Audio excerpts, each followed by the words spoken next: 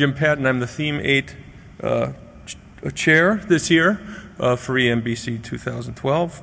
And it's my incredible pleasure to introduce someone I've been following for my entire career, Dr. Savio Wu. Dr. Savio Wu comes to us from a round path back to his own hometown of San Diego, where he began his career. He actually started his career with a bachelor's in mechanical engineering from Chico State in Northern California, and then did some work in Seattle.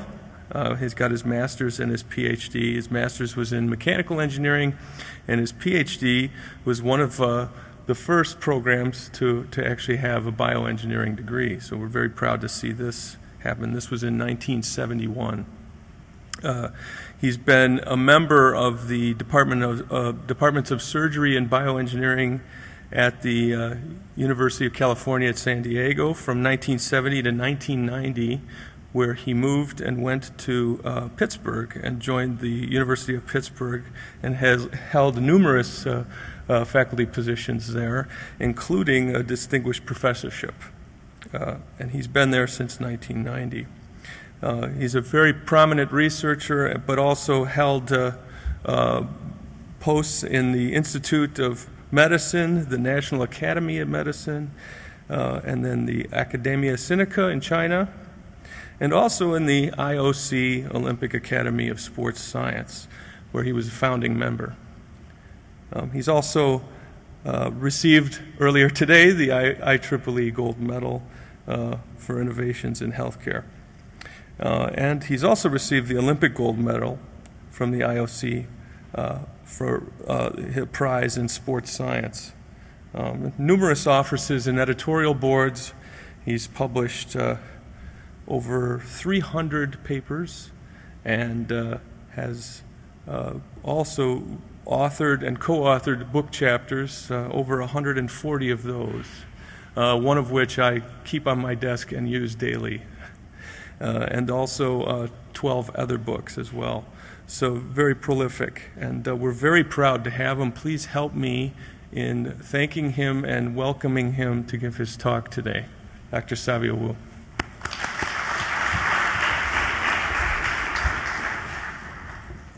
Thank you very much. Good afternoon. I know it is a little bit late in the day, and I'm really appreciative that you will still bear with me for the next 45 minutes or so. I am very proud to always tell you what bioengineering has done, and I view we are really the bridge between biology and clinical medicine. And today I will try to share this story with you, that what I feel about the bridge between biology and orthopedic sports medicine, because that's an area that I have most of my career devoted to. My slides are not moving. I guess I use this one.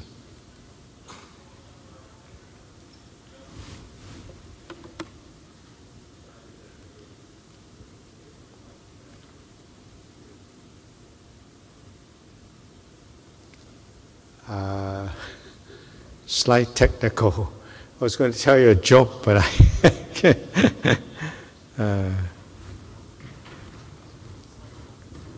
Yeah, they are not moving.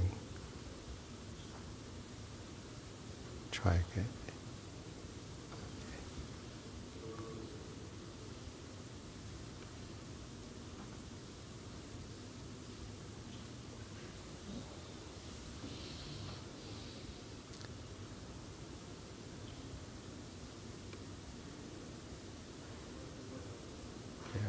I had to go back to the old way.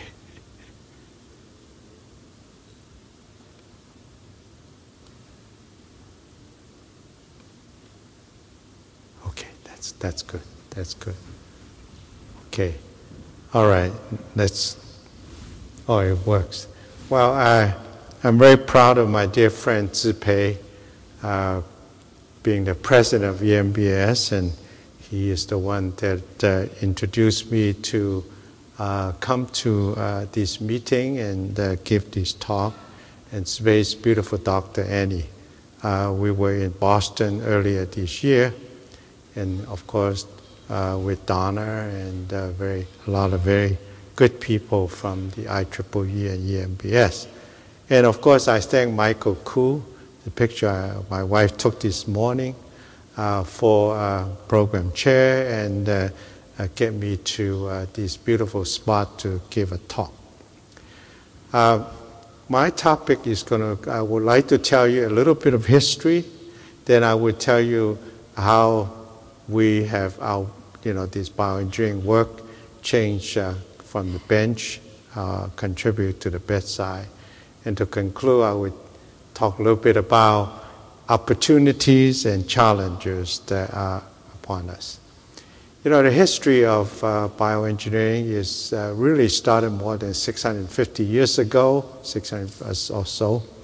Of course, Da Vinci, he gave us all the muscles and bones in the human body and how things really work in terms of mechanics. And Galileo, of course, he used mechanics to describe force, motion, and also he studied strength of materials as well. And then came Alfonso Borelli. He wrote the Animal Motion, the book Animal Motion, and it's really a fascinating book. And American Society of Biomechanics have actually gave the highest honor in his name. And then we got Robert Hooke that gave us the Hooke's Law, and actually Hooke already did some work on cellular, describing a cell in the micrographic sense. And you have to think about this is like at the early 17th century, this is already being done. Isaac Newton, of course, gave us the mathematics that we can use them for biomechanics, bioengineering. And more classical work related to musculoskeletal engineering, probably you can give some credit to Edward Muybridge. And he's the one that used cinematography to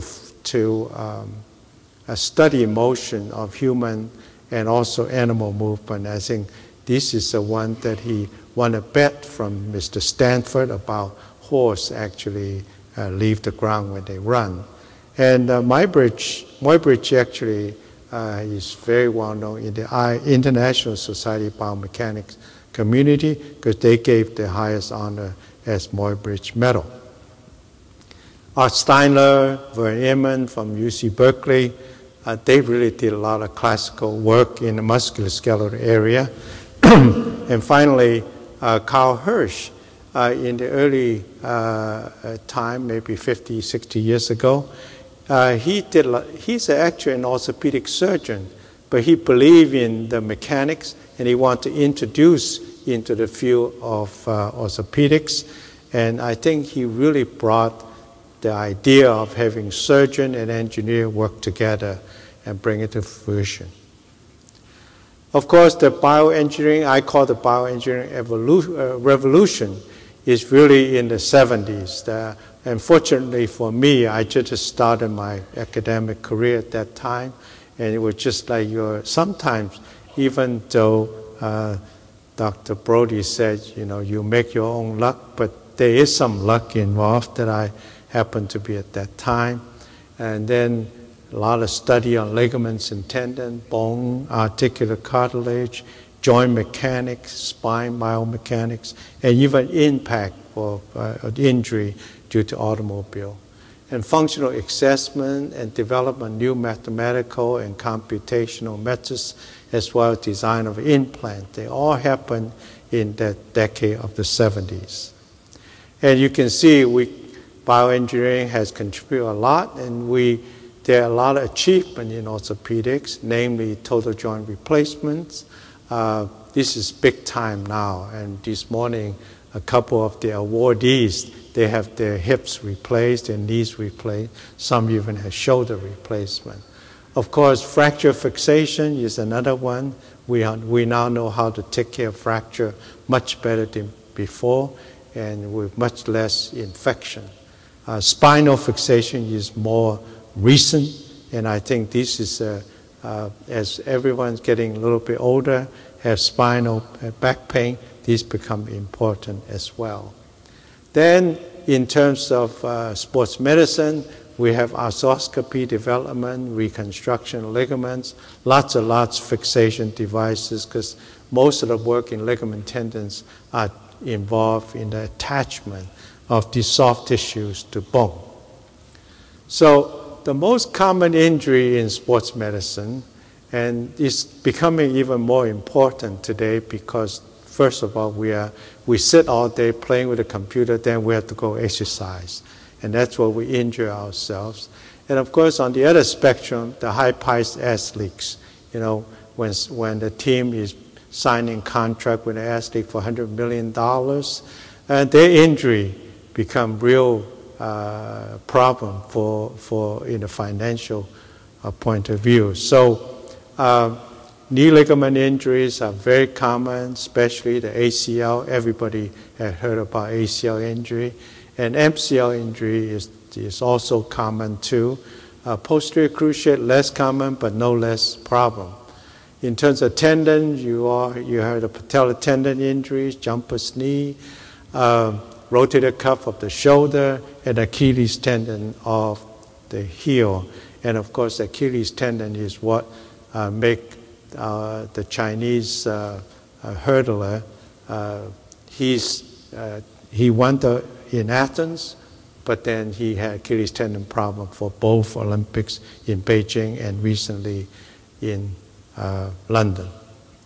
So just a short video show you that these things happen. This young lady probably done these thousands of times, but this particular time she somehow plant her foot in the wrong place and you get this injury. So I thought this is a very, well, maybe we shouldn't see it just a little bit too much. But this kind of injury occur in the ACL injury. You can think of probably about 100,000 per year in the United States alone. Worldwide, probably 250,000. MCL is a little bit less, but there's also another 50,000 so combined ACL MCL injury. Most the football players will experience this kind of traumatic injury. And so basically, this thing, you know, we have 206 bones are all connected by ligaments and tendons. So they can all be injured in one way or another. Therefore, it's a huge problem. If you're a healthy individual, you like to do things, you have injury to ligament tendon, even just a minor injury, it really put a damper on your activity. So it's a huge economic and social issue. So I would like to tell you a little bit of a history. How do we go from bench to bedside? The first thing you need to do to understand ligaments, you got to study the normal first. If you don't know the normal, you can't do anything about it. Then I will tell you a little bit more about how the ligaments maintain their homeostasis, how do they heal, and how do they contribute to joint motion. And I'll talk a little bit more about anterior cruciate ligament reconstruction, and finally maybe the new aspect of what we call functional tissue engineering. Now, you take a ligament like the rabbit MCL, it's connecting the femur to the tibia on the medial side, the inside of your knee. And you can see it's a pretty nice structure, nice and long. So it's very suitable for us to study it. Under microscope, there's a lot of parallel fiber structure interspersed with very spindle-shaped cells. And they are naturally arranged in the kind of a crimp or undulating patterns. And if nothing else, I think they make pretty good art in your office. Now, we can measure them. So as an engineer, the first thing we like to do is let's just test them, stretch them to failure. But being that they are pretty short, you have to be very careful so you don't bend. You have to design special devices so you can test them. And you can get these kind of stress-strain curve. It's basically nonlinear concave upward. At the lower lows, their stiffness is very low, the modulus is low. As the low increase, the modulus increase accordingly. And that's a very interesting, this special function for it, because if you, at the normal activity, such as you're walking or I'm waving my arm around talking, you don't want the ligament tendons to be too stiff. You want them to guide the joint to move, but move very easily.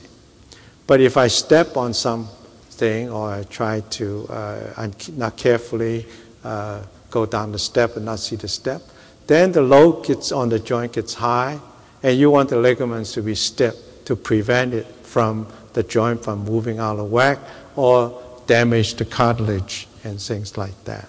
So it's well designed specifically for their function.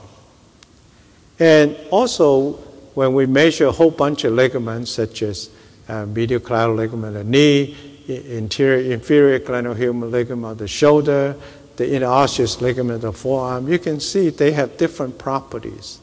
And that's also by design, because your knee is relatively pretty good, going, like a pendulum swing back and forth. Shoulder, you get the largest motion, so you don't want the ligament to be very tight. You want them to be pretty loose. And interosseous ligament, you don't want the radius and ulna to display, so they have the highest stiffness. So you can see that they are very, very designed specifically for specific joints. And also, by and large, ligaments are for resist tensile loading. Therefore, they're anisotropic. So if you load the ligament along the longitudinal direction, they're much, much stiffer than if you load them in the transverse direction, recognizing these anisotropy. And ligament is also viscoelastic because, sometimes all soft tissues behave this way. When you first load it, it's stiff, and you cyclic load it, it gets softer and softer. It undergoes these stress relaxation phenomena, and we have developed theories, engineers developed theories to describe these viscoelastic phenomena. This particular one is called the quasi-linear viscoelastic theory, originally developed by Professor Fong at UCSD, and we adapted it to the ligaments and tendons. But they're basically for small deformation, small strain. And we also developed what we call single integral finite strain theory. It's a little bit more complicated, but it's more real for ligament tendon function. As you know, this paper was published in 1996, and I have not been able to get another student to continue this study. Nowadays, everybody wants to do a little bit less complicated mathematics, if you will. So that's also the trend.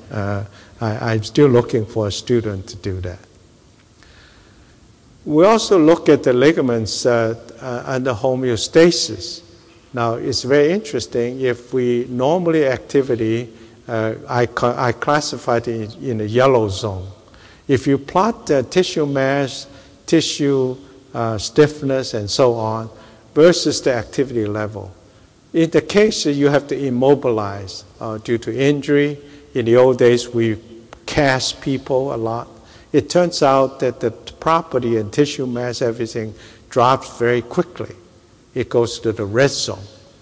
And if you exercise a lot, you will have in a green zone, you will gain something, but the gain is small. So it's not a linear phenomena, but it's highly nonlinear. Gains from exercise is moderate because in our normal activity, we actually load the ligaments, tendon quite a bit. But the penalty for lack of use of immobilization is enormous. So we did a lot of study to characterize them. We understand that we don't want to immobilize tissues. So what are the clinical significance of these kind of a basic normal studies? Well, we now have a much better appreciation that these tissues are indeed alive. Because, back in the 60s, the surgeons saying the ligament is useless, you just cut it and, go on, do your reconstruction or get the bone healed, whatever. We understand also these tissues are alive and can undergo homeostasis. Therefore, the concept of control motion is good, was developed. And because of this type of work, we no longer do much casting. We do functional management now. And also different property of tissue. Tendons are different from ligaments. Shoulder ligaments, not the same as knee ligaments. And even within the same knee, the anterior cruciate ligament, ACL, is not the same as the medial collateral ligament, MCL. And actually, all the tissue properties are very complex, anisotropic, viscoelastic, and they function, they're designed for function, for the complex function of the joint. Now let me give you an example. Now we know enough about the normal tissue, then we can go to look at how these tissue heal after they injure. And we use a rabbits and goats MCL. We can tear the MCL like this, rupture, just like clinically you see in patients. And this type of rupture, you have to remember, it not only damages the ligament, but it also damages the attachment of the ligament to bone. Therefore, it's not just looking at the ligament alone. You have to look at the ligament-bone complex as a unit. Now, very interestingly, with such a huge rupture, in 10 days, the ligaments united. Very quickly, 10 days, you united. But that doesn't mean the ligament is healed. Okay, it just united. But at the meantime, you look at the insertion site, which on the right panel, you can see the ligament attachment to bone at 10 days is very much disrupted.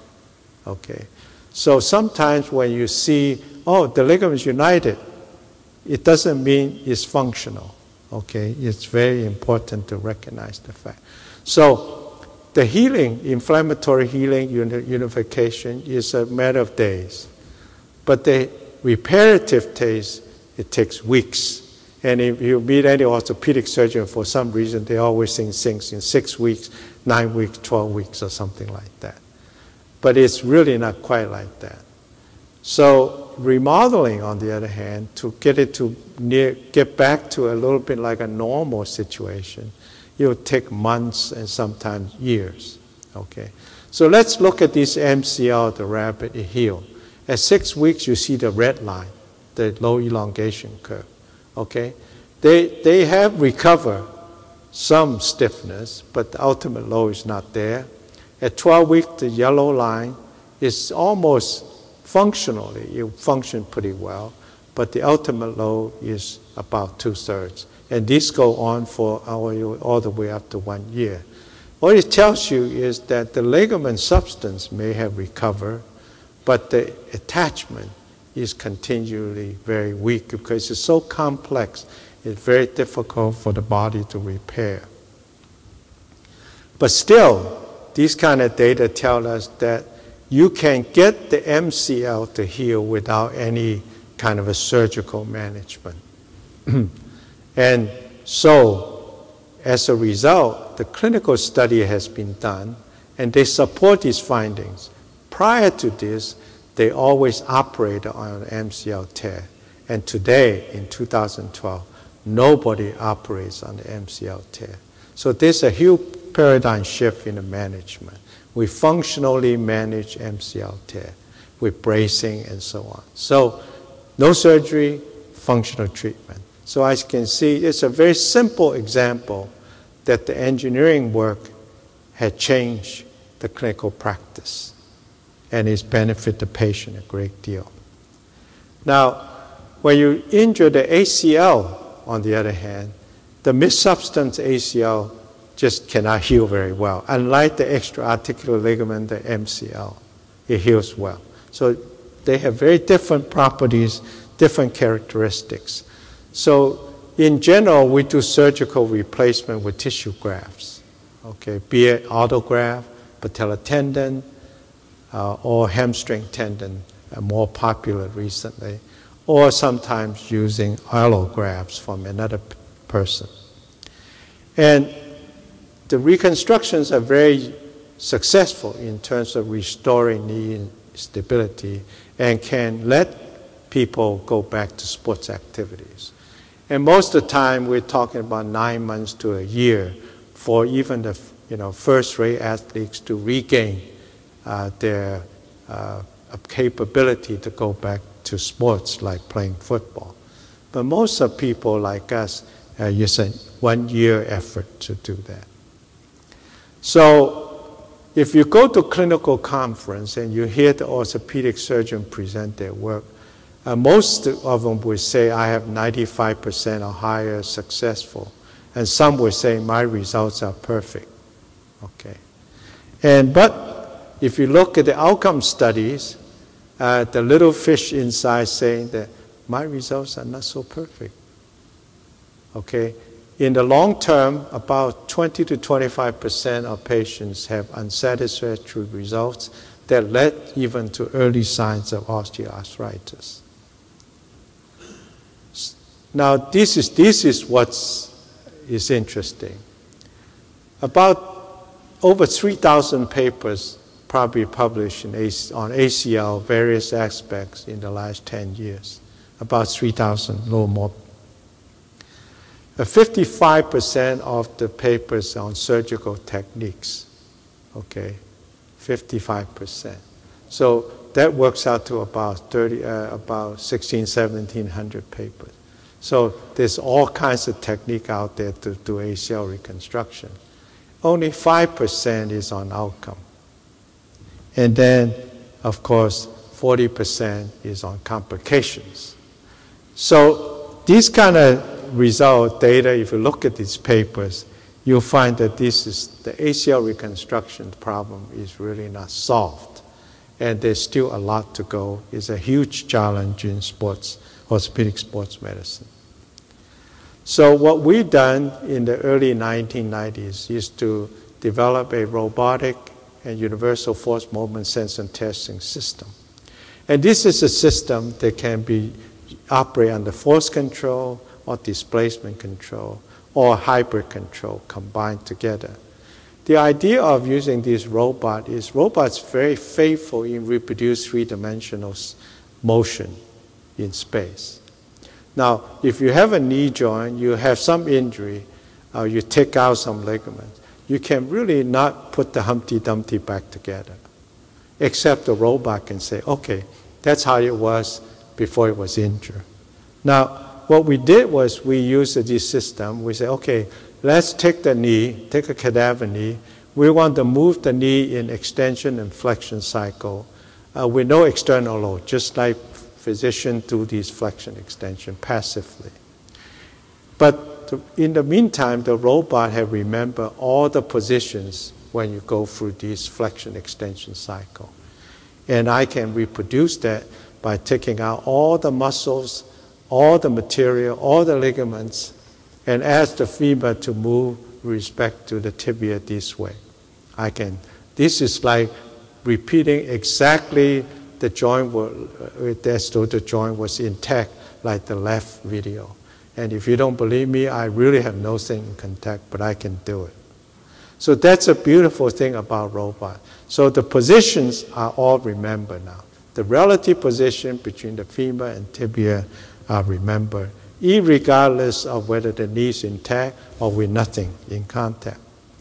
Then we can start to move the robot when you subject the knee to external load from the same starting position from point A to the resulting position, point B. Not only we can do that, but we can also repeat the path of going from point A to point B. And I think that is the most important part, because if we can do that, we can use principle of linear superposition. And you can say before and after in technique, take out the ACL, and you can measure the same motion and measure the difference in force, and that would be the force of the ACL. So we can not only get the knee kinematics and also the in situ forces of ligaments, tendons, cartilage, meniscus, you have it, we can do it. All can be done on the same specimen because we can reproduce the positions and the path of motion. And statistically, it's really good because now we can compare data from the same specimen, and there will be no specimen variation, which is the largest variation. And the statistical power is increased because now it's a repeated measure ANOVA. And it's really a very powerful apparatus, and it's probably more than 20 laboratories now have adopted this system in the world.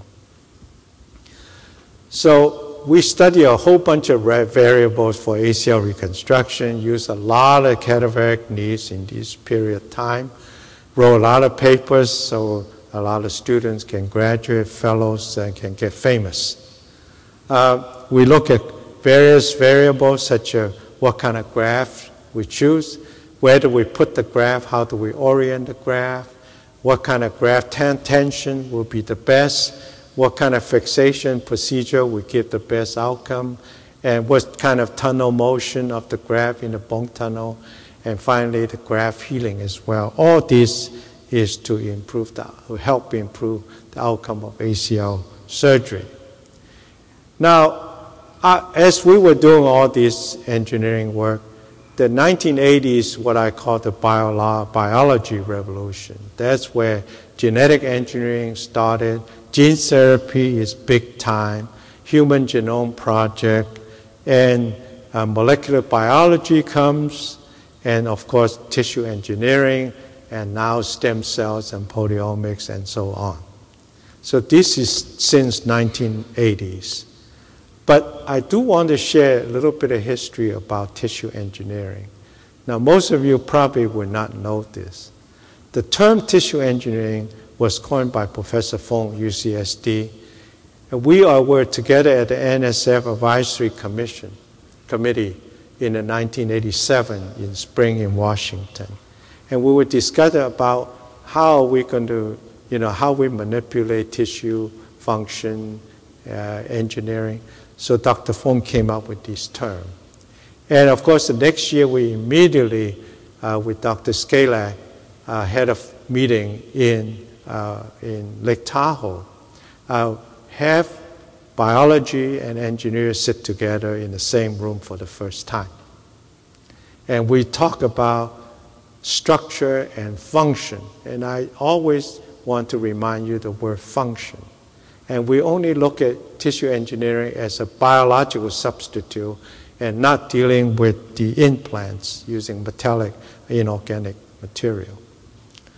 And the following year, I myself and Professor Seguchi of Japan organized the ASME Tissue Engineering Symposium also to address function. But of course, things have changed in this time. Now there's not a month go by without a major tissue engineering, and more recently regeneration meeting that's going on. And this is good. I think this is a wonderful thing that's happening in our field. But if you think back about a dozen years ago, year 2000, biological approach has gained so much weight that bioengineering approach became almost irrelevant. Everybody thinks that we can just inject something and everything will be solved. Even the very famous people said this, that you don't really need anything, all you need is a needle. And the field of tissue engineering was the companies all like they're going to double their growth and every year. But actually only 2 years later, 2012, majority of them went out of business. So right about that time, those of us who started the tissue engineering concept, maybe more engineering, thinking that we must emphasize bioengineering and biomechanics. And right at 2000, there was a book published later on functional tissue engineering. Therefore, the word functional tissue engineering was added. Now, I want to use functional tissue engineering to give you a couple examples. I said the MCL can heal, we change the clinical paradigm, but if you look at the tissue itself, it never improved with time. 6 weeks is same as 12 weeks, same as 52 weeks. So the quality of tissue never improved. You say, well, then how come it works? Well, body just make more of the less quality tissue to do it. Body has no way to remake the original good tissue like the blue line. Okay, it can't do it. So we thought, well, maybe we can, okay, that's a slide showing the poor quality, but the cross-sectional area is increased. You can see from this MRI, the MCL is now much, much thicker and bigger than before. The cross-sectional area is huge now.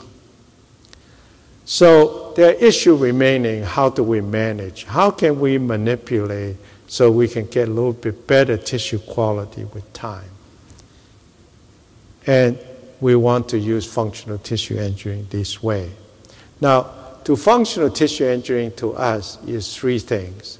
You can use growth factor cytokines as one, in which we did that in the early 1994, about 10 years of that. Those days, growth factors were very, very expensive, but we tried it. And it was not very difficult. And then, of course, cellular therapy is something we also tried for a number of years, and that's also too difficult. And I'm just a simple bioengineer. I want to do something simple. And so eventually it came to scaffolding. Well, that's something I can understand. Bioscaffold, it is an engineering thing, and a little bit biology, I can handle that. And we've been using that. And particularly, I'm going to tell you about extracellular matrix bioscaffolds. And because that encompasses the scaffold and also the growth factors. Now, the one I'm particularly will tell you today is called the porcine small intestine submucosa. Now, this submucosa is only about 200 micrometers thick, but it's really a non-homogeneous material. When the side is facing the lumen, it actually has compactin structure. It's a barrier, because then the bacteria in the intestine cannot go into our body. But on the other side, the abluminal side is full of growth factor, good stuff, because they need to regenerate themselves and the surrounding tissue, because the intestine is a pretty tough place to survive. And we actually use it to our advantage of these non-homogeneous thin sheet of tissue. And we put two sheets, one cut the patellar tendon, take out the middle third, put a sheet underneath, a sheet above. And you can see that at about 12 weeks later, we have neo-tissue formation to fill the gap, and with 68% increase in volume.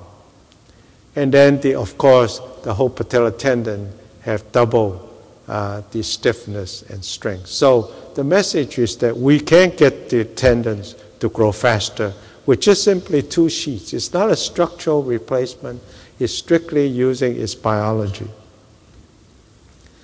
And the second study we did was we created a gap of the MCL. We put a layer on it over the top with the abdominal side facing the gap. And sure enough, after 12 to 26 weeks, we get 22% increase in fibril diameter. Now, we have done a lot of healing work at MCL. We can never get larger fibrils. It's always small fibril because the type 5 collagen is always elevated. Type 5 collagen actually sits between type 1 collagen, prevent it from aggregating larger fibril, therefore increase the quality of the tissue. And with one thin layer of SIS, we're able to get larger fibrils and by reducing the type 5-1 ratio. And of course, in terms of the modulus of the tissue, you also increase. So we can, remember I just showed you the curve that with the 6, 12, 52 week, no change in stress strain curve. Now we have change in stress strain curve. So we can manipulate. I wouldn't say regeneration. I would say we can fool the Mother Nature a little bit and to get some gain, make some gain.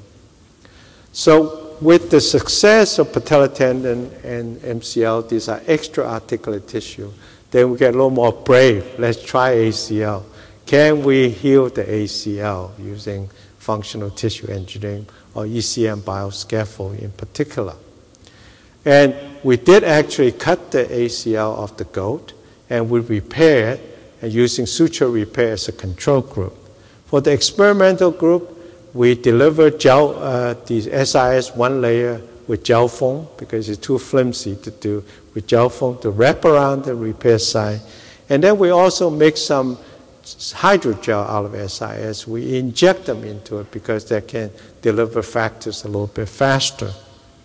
So sure enough, at 12 weeks, the left panel is the sham ACL, and the right, you can see we got a pretty good looking ACL with ECM treatment and hydrogel. Can restore the continuity, and it's also because by the fact that we wrap it around, we prevent it from hypertrophy. The joint space is small. If you have a very large ACL, it wouldn't work very well, interfere with other tissues. So we say, okay, you heal, but you cannot heal big.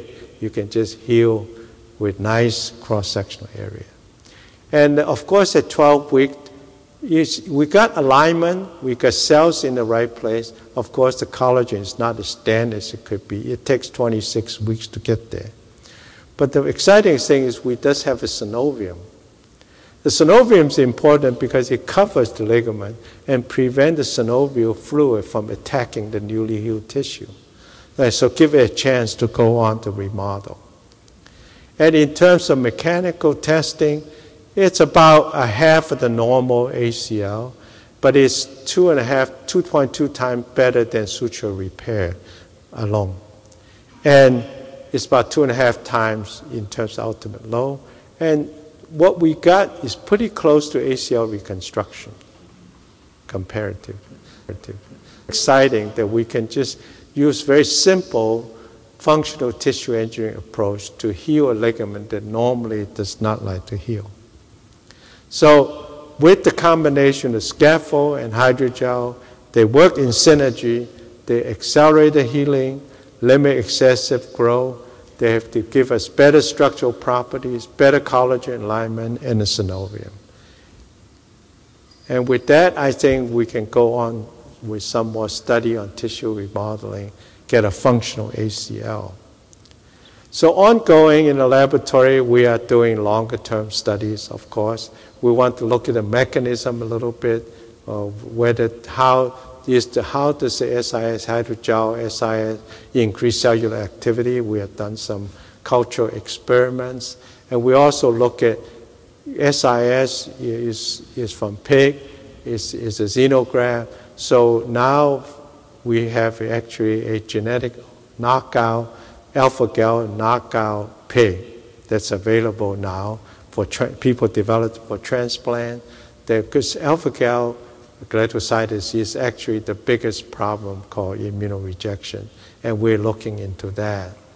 Other areas of improvement is whether we can add additional initial stiffness, maybe mechanical augmentation to improve the using the ACL earlier, and fiber alignment of the scaffold, and then way to sustain release growth factors, because healing is slow. It's not a quick thing like the MCL. And one of the brand new approaches we're looking at is actually looking at biodegradable metallic scaffolds. And this is mainly made out of magnesium alloy. And then we have actually designed a ring to go over the healing site, wrap, so that we can actually load the ACL right away. And if you can immediately load the ACL, you probably would damage the insertion site less for lack of use. And also, it can be combined with the ECM scaffold and hydrogels used together. And to sustain relief growth factors, these are things that we are looking at today. So in terms of bench to bedside, we're hopeful that we have studied rabbits. We now are successful in goats. We really want to go to human down the line, and that's really our goal on trying to get a new ACL.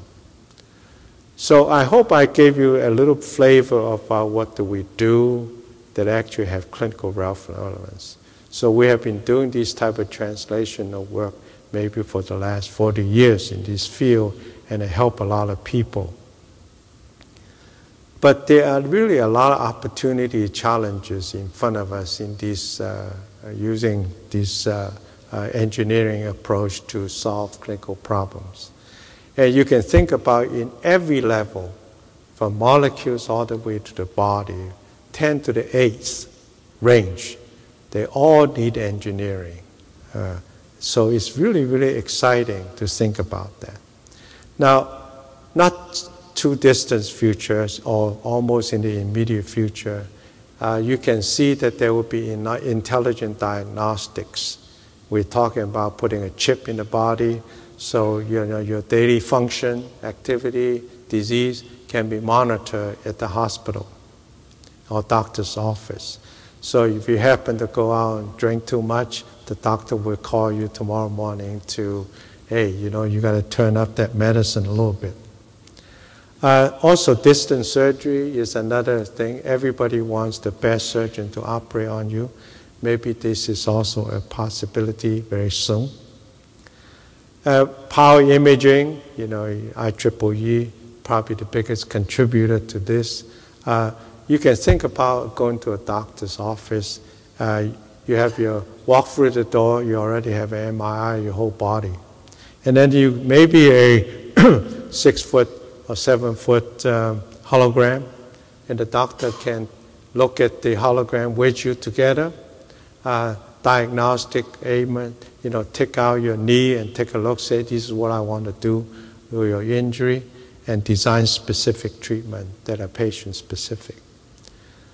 But really, I'm thinking that if you plot the years, we have our ability to diagnose disease is really going up rapidly. But on the other hand, the effective treatment is going up at a much, much slower rate. So in some respect, you said that's pretty disappointing with all the things that we are doing. 6,000 members of EMBS, we can't catch up with we do so much diagnosis, but not much effective treatment. Well, I look at this as an opportunity. That's a huge opportunity for us. Just think about what we can do to narrow this gap. So bioengineering will play a key role. Now, I hate to say this because Dr. Bodhi just tell you the experts don't know what they're talking about. And I'm not saying I know what I'm talking about. I'm just saying that I think. Okay, I hope you believe me, but then I think the past success is no guarantee for the success of the future, like the financial advisor always tells us. I think imaging is important because you can measure temporal changes. That's really important. And tissue regeneration is another area that I personally think probably is improved healing better than regeneration, but that's a term that's being used now. Meniscus, cartilage, organ regeneration. A lot of people dream about that. And then, of course, personalized medicine is coming. And then we must think about prevention. I think that is really the key for future. I'm going to give you one example. Now, at the body level, we measure in vivo kinematics. The system back in the 1990s, our standard marker system using on your body and video analysis. But then you move to point cluster technique for Dr. Andriaki, improve the accuracy a little bit. And bone pins, people put pin in the bone and measure them. And then really now it's going to fluoroscopy. Single plane fluoroscopy, biplane, and so on. All this is to increase the accuracy, okay? So basically now we're talking about we can measure sub-millimeter accuracy at a high frame rate today of the movement of bones during in vivo activity. And I think that's very exciting to us because for ligaments, tendons, you really need this kind of accuracy in order to predict what they're doing. And 3D kinematic data used, and this is where I work with my friends at the Vail, Colorado, using biplane fluoroscopy system. And we measure bone motion in three-dimensional space. Like, for example, you jump or step jump off, or you jump and run. The left panel is the biplane fluoroscopy. You can see that the fluoroscopy scopes are there. The right panel is the motion analysis system. Okay, so it turns out we can compare in the same motion what are the differences. It turns out that motion capture system tend to overestimate the knee rotation. This particular patient has kind of a valgus knee. And now people say, oh, you got a valgus knee, you're going to tear your ACL. Now it turns out that this is not true. Just because the motion capture system tells you that there's more valgus motion. But when you put it on the biplane, we don't see any increase. So basically, what you see may not be what you get. So improved technology and analysis will give you different answers. We find out using this system that our natural musculature is the knee is pretty good in maintaining the kinematics between femur and tibia in all sorts of activities. Well, then why do people tear the ACL? Well, it's almost leading us to think differently. First of all, it must involve the hip. And we start thinking about the hip and the knee work together to injure. And secondly, we think the muscle weakness or imbalance is really the cause. So this is the new thing that we have found now. And the other aspect is that we develop, of course, computational models. We can measure, develop the geometry property, and create a finite element model that we can look at, analyze what the function of the ACL, and even get stress strain data that can be used for cellular studies. And this is advantageous because model will allow you to do more complex loading conditions if it's validated. So I think this is the combined approach that we're going.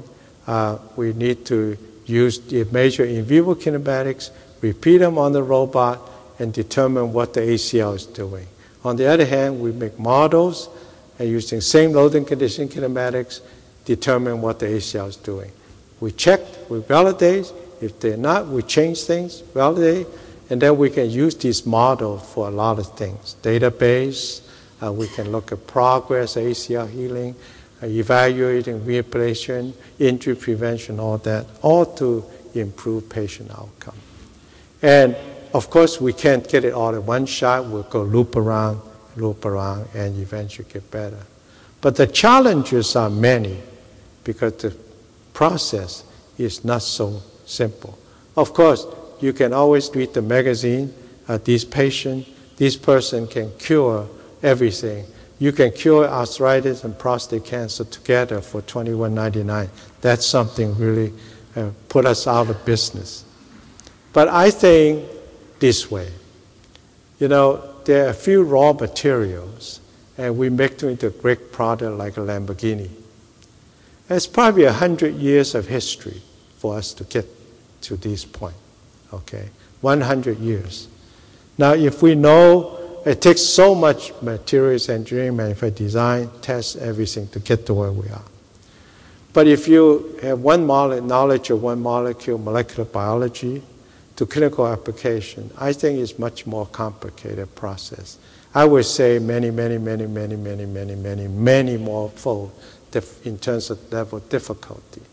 So to think that we can just know a molecule and get the solution is probably pretty naive.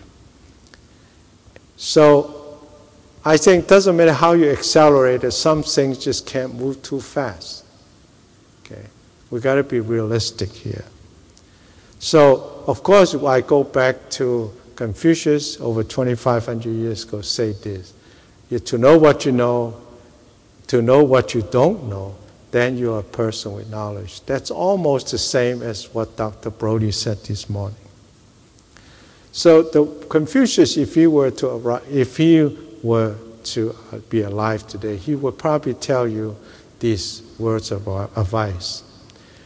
Beware of inaccuracies on methodology and equipment used. You know, there's so many papers published, probably 20,000 papers published each day. I wonder how many have the accuracy in terms of methods, equipment, data, and statistical analysis. Okay, I think we have to be smart enough to fish them out. Don't believe everything you read, especially you get everything feed to you for free on the internet. A good sports medicine research really requires some thinking, some reading first, some thinking, questioning, discussing before actually doing. Okay, we don't just jump in, just do it. Okay, it's not worth just do it. And not just Googling either. You know, you're saying everything is solutions in a Google. I don't own Google stocks, therefore I am not very interested in Google. You really need to recognize that biology and biomechanics are very, very complex. And you have to respect them. Respect is complexity. Don't just say that, oh, I did the biology and just let the mechanics take care by itself. It doesn't work that way. It really takes a system. You know, you think about it like a solar system. It's so orderly for millions and millions of years. Okay? Of course, I picked the Earth as bioengineering. It's the most beautiful planet in the whole solar system of orthopedic sports medicine. But biology is big. Rehabilitation is also big. Immunology is a big thing too. Yeah, imaging, clinical research, unfortunately, is very small, and statistics and so on.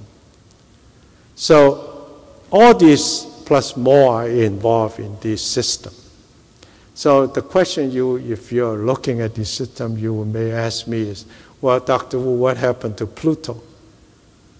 Well, I look at Pluto as quackery, because there's always quackery in whatever you do. And science is no different. Bioengineering is no different.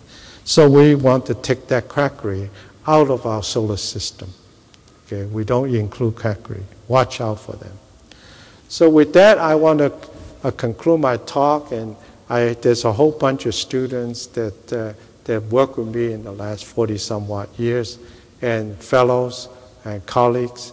And they really are the one of my team that get to where we are. So with that, I want to thank you very much.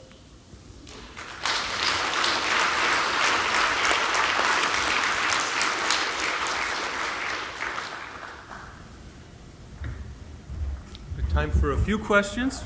I want to remind anybody who has a question to please come to the microphone so it can be heard by everybody. Thanks.